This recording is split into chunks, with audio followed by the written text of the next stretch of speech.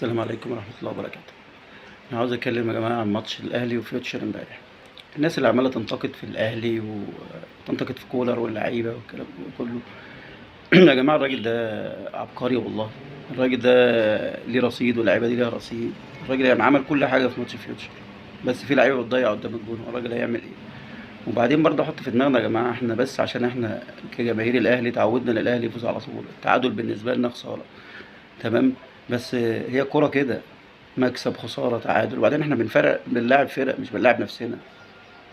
الطبيعي الفرق دي برضه عندها مدربين وعندهم لعيبة وعندهم، مش بنلاعب نفسنا احنا، فاحنا هنقعد نكسب ايه على طول؟ احنا عاوزين نكسب على طول طبعا، والاهلي عودنا على كده، بس احنا بنلاعب فرق برضه ما ينفعش كده.